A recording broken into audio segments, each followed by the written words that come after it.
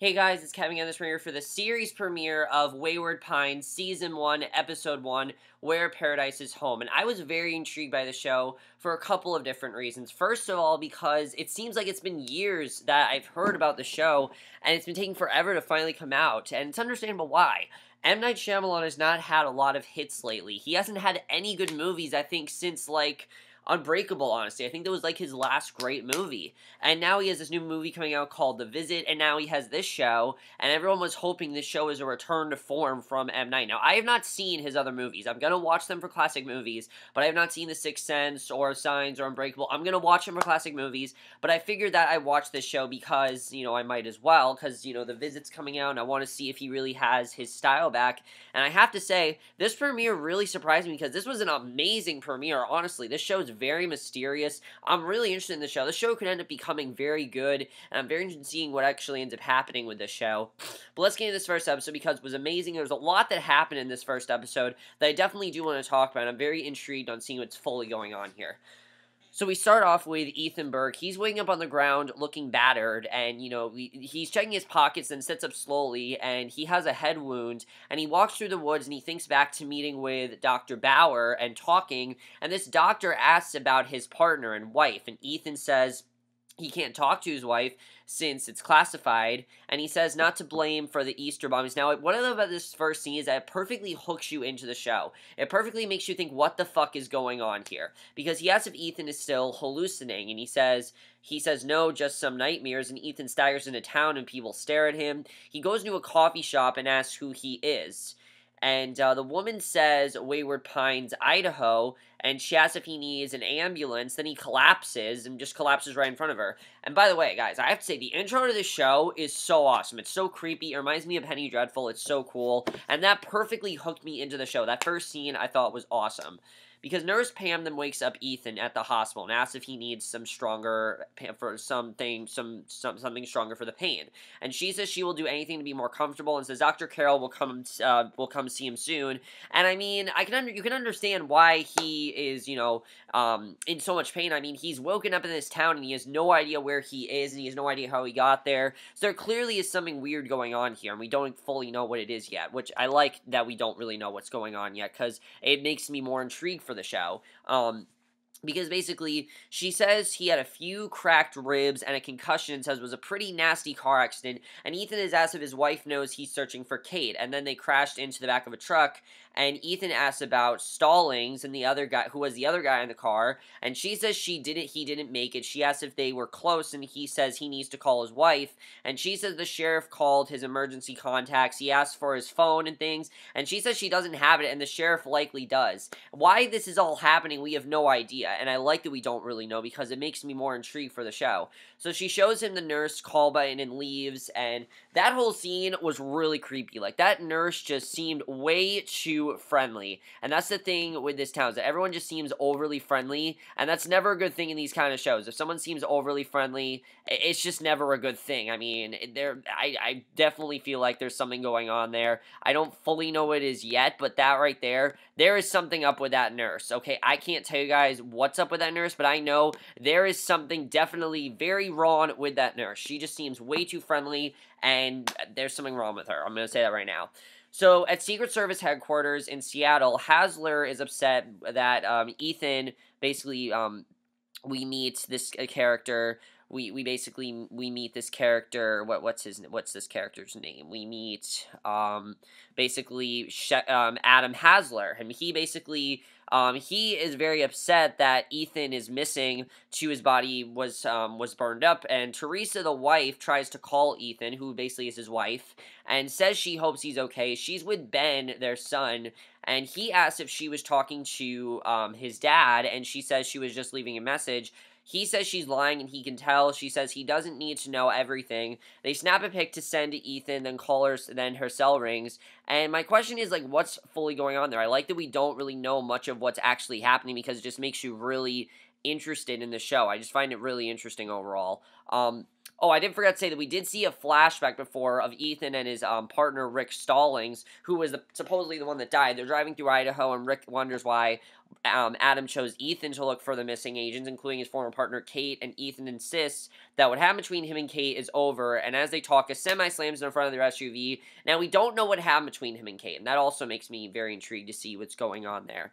So, basically, we see that basically, Theresa is very worried about Ethan, but she basically is denying that nothing bad happened to him just to keep her sanity, pretty much, just so she can, keep her sanity, and she's trying to tell, Adam, she's basically trying to tell her son that he's strong, and we know there's something weird going on, and I'm pretty sure she knows. She's just trying to keep her sanity at this point. So, basically, we then see after this, what happens. Sorry, guys, I just closed out my recap. That's not good. Let me fix that. So at this point, I was really into the show, by the way. I was just, really intrigued by what was going on. I really didn't know what was going on. I really liked that. So, at the hospital, Ethan buzzes for Pam, and when she arrives, he asks to see his physician, Dr. Carroll. And Pam says that Dr. Carroll is running behind, but has checked the agent's vitals, and is confident that he's okay. And that's really weird that he's not there. I mean, that's very shady. This Dr. Pam, she's very shady. And Ethan wonders where everyone is, and Pam says they're busy, and he asks for his briefcase, and Pam says she's still working on getting his belongings. She admits they don't have phone jacks in the room, and plans to bring his dinner in an hour. And once he's alone, he gets out of bed and dresses. He knows that something weird is going on. I like that Ethan knows that there's something weird going on. He's not an idiot. He knows that there's something strange going on. He just doesn't really know what exactly is going on. And basically, the hallway's completely empty. There's no one in the hallway, which is really weird. Pam stops him as he gets to the elevator. She's telling him that basically he can't leave, and he insists, and she lets the elevator close. So he basically got her. He basically forced her to let him leave, which I thought was good. So basically, he looks around the quiet town and then goes into the sheriff's department. However, the door is locked. Why the door is locked, we don't know. And basically, Theresa tells Ben that Ethan may have been in a car accident. However, he wasn't at the scene of the accident and probably just witnessed it. And they figure that he went for help because he would do that. And I thought that was really good. Again, she's just trying to keep her sanity. She doesn't want to think that he's hurt. And I think that's really good.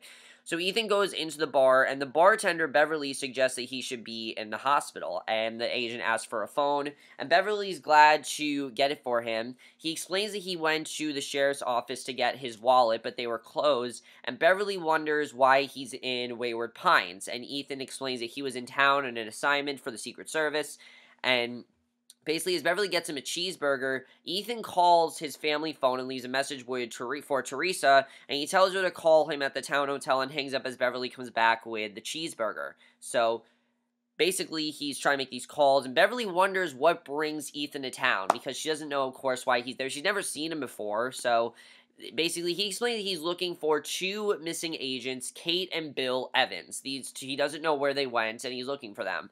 So she says that she hasn't seen any strangers in town except Ethan, and gives him her address. And when Ethan wonders what she's doing, Beverly tells him to look her up if she gets into any trouble. And he's surprised that she actually believes him. She's the first person that doesn't talk to him like he's crazy. So this makes me think that definitely Beverly is in the same position that Ethan is, that she just wound it up in this town. I definitely thought that that's what was going to happen here, that Beverly wound it up in this town. And basically, Ethan turns over the piece of paper and finds a message on the back, and it says, "There are no crickets in Wayward Pines." And I thought that was really interesting that she said that.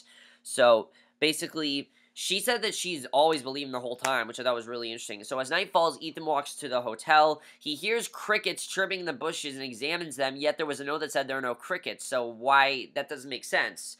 So, he finds this small speaker there, and that's probably why that note said that, because there was a small speaker there and they didn't want to lead him to it. So, that I thought was really creepy right there. So, next morning, the hotel manager, Tim Bell, knocks on the door and wakes up Ethan, and Tim informs Ethan that the checkout is at 11 and says the phones are working, and Ethan says that he was expecting some calls, and Tim insists that no one called for him, and he's been on duty all night, and the agent admits that he doesn't have his wallet, and Tim tells him to evacuate the room immediately, and Ethan starts to close the door, but Tim holds it open until Ethan leaves. So once Ethan leaves, he goes to the address that Beverly gave him. It's an old abandoned house that apparently hasn't been touched in years, which is really weird. So he goes inside, he checks the bedroom, and finds a man's mutilated, rotting corpse in bed, and he realizes that it's Bill. Bill has been killed, and I thought that was crazy that we found out that Bill was killed. So, he knows that this town that he's in, it's not good. He knows that, and Ethan goes to the sheriff's office and finds it open, and the receptionist, Arlene Moran, calls the sheriff and then sends Ethan back to the sheriff's office. So the sheriff, Arnold Pope, who is played by Terrence Howard, which it is kind of weird to see Terrence Howard on another Fox show because I just want to call him Lucius Lyon, but he's so unrecognizable. He doesn't look at all like Lucius, which I think is really good. So he basically introduced himself, and Ethan explains about the corpse that he found. He explains that Beverly gave him the address and claimed that it was hers, and said that she didn't give him a phone number because he doesn't have his phone. Because, you know, how could he obviously get her phone number if he didn't have his phone? So, basically, Arnold assures him that he doesn't have Ethan's phone and continues eating his ice cream cone. And he's glad to let Ethan use his phone once the agent finishes his story about the corpse. Ethan describes the corpse and explains that he was looking for the 2 missing agents and gives, Hope and gives, basically, Ethan Kate's description. So, Ethan takes down the address and tells Ethan that he doesn't want to...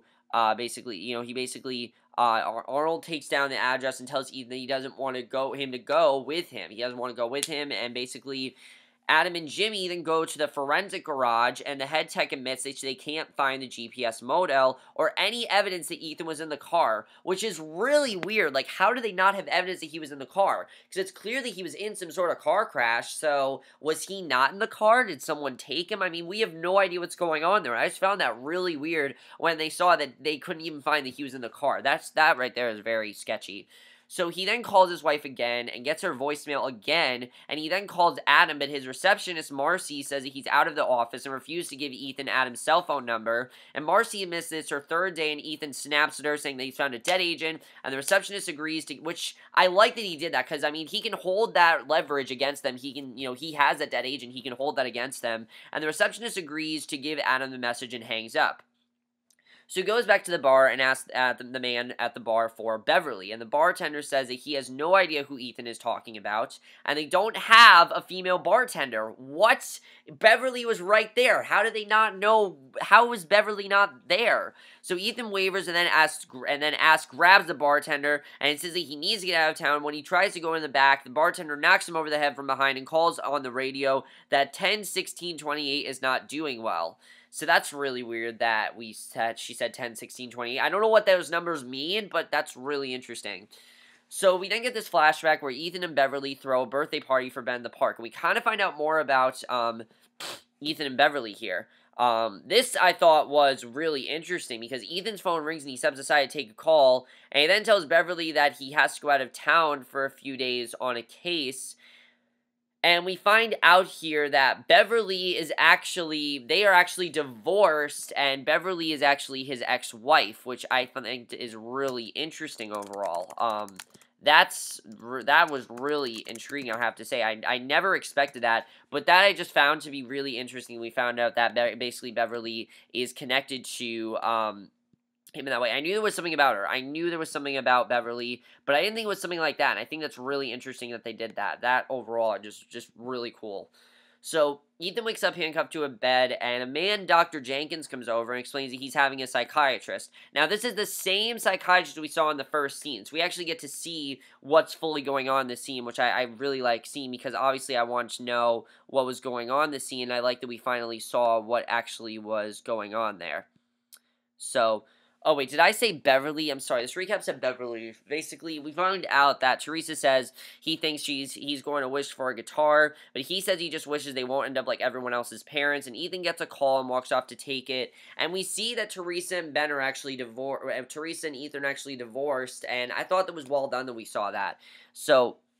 he asks if Ethan knows he's in Wayward Pines, and I like what Dr. Jenkins asked him. He explains he's having a psychiatrist, and basically Jenkins claims that Ethan's MRI shows that there's bleeding on his brain, and he's having dissociate breakdown, and Ethan says that he isn't having hallucinations, that this is happening to him, and they're not hallucinations. I mean, we're pretty sure they aren't. Maybe he is having hallucinations, but they're claiming that he is, and Jenkins points out that he wouldn't know if he were, and they're taking him into surgery, and the agent refuses to give his consent and demands to be transferred to the hospital, which I like that Ethan is trying to say that, no, I'm not having these, it's not what you think, and basically, he rants about the town, talking about, how crazy his town is and how no one's really listening to him. And Jenkins says they're taking him into surgery to drain the blood. And Ethan says he doesn't consent and wants to go to a surgeon in boys. And he demands to speak to a surgeon in boys. And Nurse Pam comes in to medicate him. And she tells him to hold still or she'll jam the needle straight to the bone. She jams into his leg. And when he continues to struggle, then she wheels him into surgery. And he sees all these scary instruments. She leaves him in the hall and walks off. And he's struggling with his cuffs and walks off. He knows that he's going to get out of there. And we see Beverly's there and wheels him away. And she gets him into the elevator. And I was happy that we did see Beverly because obviously they're trying to make him think that he's crazy and he's not crazy. And that was an amazing scene between Ethan. I mean, the action scene of the show is amazing. So basically, once they're outside, Beverly gets Ethan to the cemetery. And they hide in a mausoleum.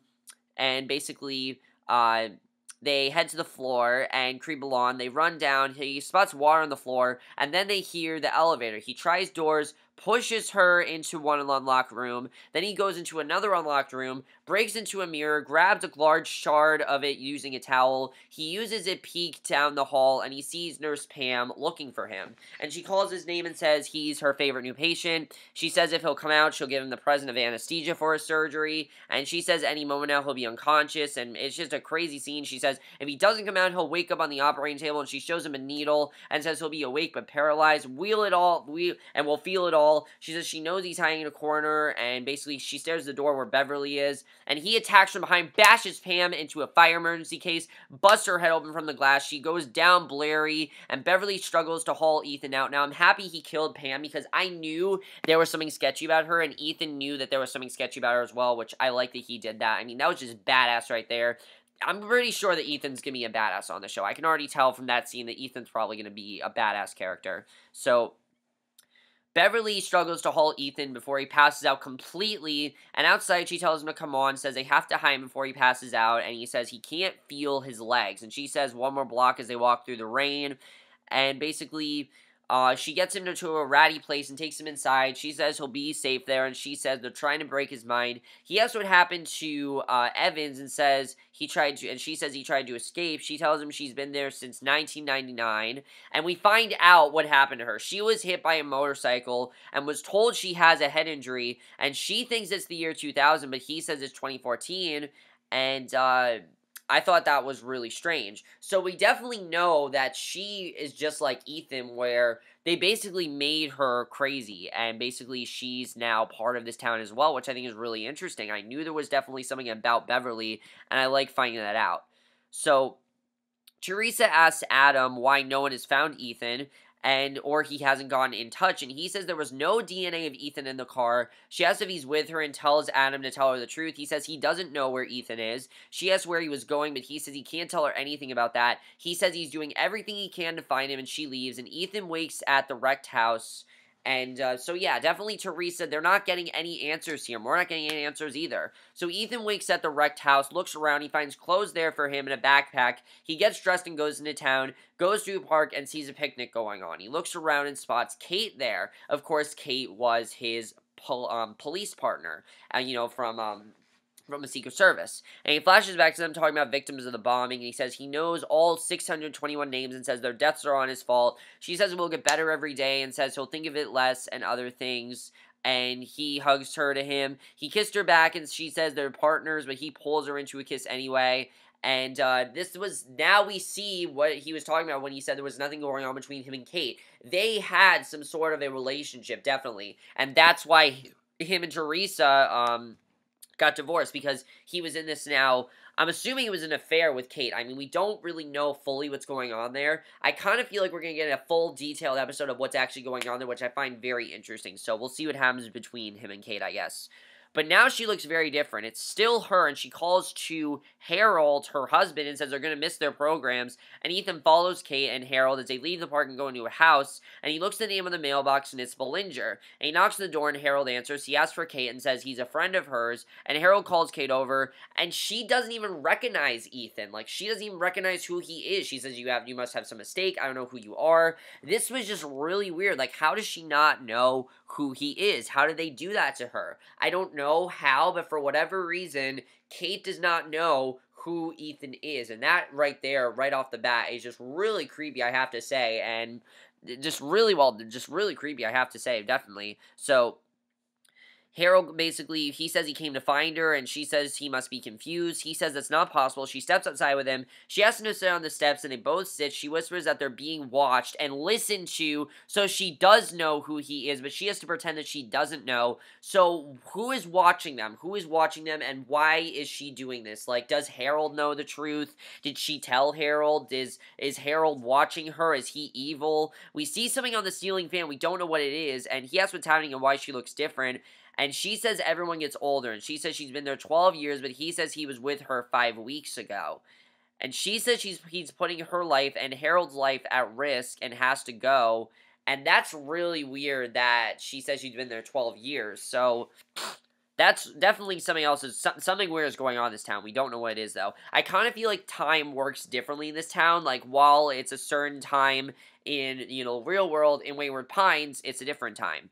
So basically, she smiled and said he could be happy there, and basically, she says he could have an amazing life here. She smiles and goes to the door, and he asks if it's happening again, if he's having a relapse. She shakes her head no, goes back inside her house, and we don't know what's going on, but we know that someone is watching them. So he looks at the camera on the fan, then runs across the street to a car parked there, busts the window and hot wires it, and the woman inside yells at him, but he doesn't stop. He drives through town, then out of it. He keeps going. He sees a sign that he's leaving Wayward Pines, and down the road sees a sign that says, "Welcome to Wayward Pines," and he's back in town. So you can't leave town here. I don't know why, but you can't leave the town. And he U-turns, goes back the other way, stops the car, runs to the woods, he climbs up a hill to look around, and Dr. Jenkins meets Adam and says he wants to call it off, but Adam says it's done, and Jenkins says it's done and has been all taken care of, and he tells Adam not to worry, and Ethan keeps going through the woods. So definitely he's hiding something as well. Dr. Jenkins, I don't trust him as well.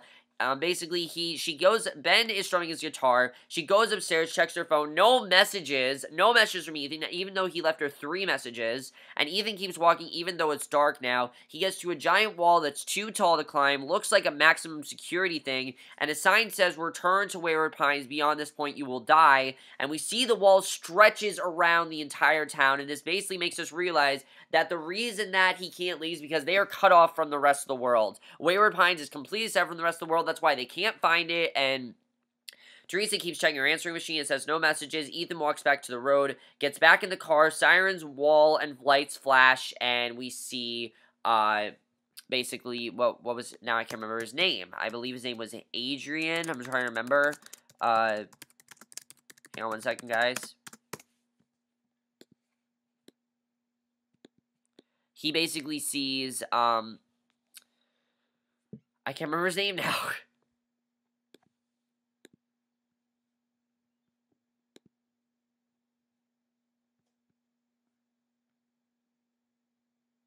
He sees Arnold, basically. He sees Arnold, and Ethan asks how he gets out of there, and Arnold says you don't, and that's how the episode ends. So clearly Ethan's in some really weird town where you can't get out, and I don't really know why you can't get out of there. And this show, I am already so intrigued on what's going on. First of all, what is going on with Kate? Who is watching them? Because Kate says that someone is watching them. I don't know exactly who's watching them, but Kate has to pretend she doesn't know Ethan. Does Harold know that she doesn't know Ethan? Does Harold know what happened between him and Ethan? Her and Ethan. I'm really interested in seeing if he does know, because that's, I think, is really interesting overall. I'm not really interested in seeing what's actually going to happen there, and I guess we'll have to see. But I have to say that this premiere was a fantastic premiere. I'm going to talk about some things that make the show so good. First of all, the acting in the show is fantastic. I think all the acting is really good. Matt Dillon is great as Ethan. I love the way he's playing this role. He clearly is a very smart guy. He knows something weird is going on, and he wants answers, and I love seeing that. I love seeing the difference between him and the rest of the town is that he is questioning what is going on, while the rest of the town is just like, oh, who cares? And everyone's like way too overly friendly as well, and there's definitely a point where he can't get out of that town. So he needs to find a way to get out of town. I'm very interested in seeing what he's going to do, because he's definitely going to try to take some action over what's going on there. Carla Gugino as Kate, I think she's a really great character as well. I'm interested in seeing what's really going on with her, how she got to town, and why does she think it's been 12 years since she's been there if he saw her 5 weeks ago. Like, that's really weird. Does time work differently there? I mean, very interesting to see what's going to happen there. Shannon Sozaman as Theresa Burke is really good, Ethan's wife. I like that she is trying to keep her sanity, but is she going to find out what really happened to Ethan? I mean, there has to be some point where they realize something strange is going on. Toby Jones as Jenkins, there is definitely something going on with him. I don't exactly know what's going on, but I think it's really interesting what's going on there. Reed Diamond as Harold. Does Harold know that Kate and Ethan had this relationship before? Does he know about that? I'm interested in seeing what's going to happen there as well. Tim Griffin as Adam's really good. Everyone in the show is definitely very good. I really like the whole cast. I think they all do a very good job. And also Beverly. How did, does Beverly know really what's going on there? I feel like Beverly knows all the answers, but she's not allowed to tell anyone. I mean, it really seems like everyone that's in this town is terrified and knows what's going on in this town. Terrence Howard's also really good in this show. Definitely very good. I'm looking forward to seeing what's going to happen there. M. Night Shyamalan is back, I have to say. He definitely is doing a very good job producing this show. It's really creepy. It's really mysterious, and I'm very intrigued to come back next week. Definitely very intrigued to see what happens in the next episode.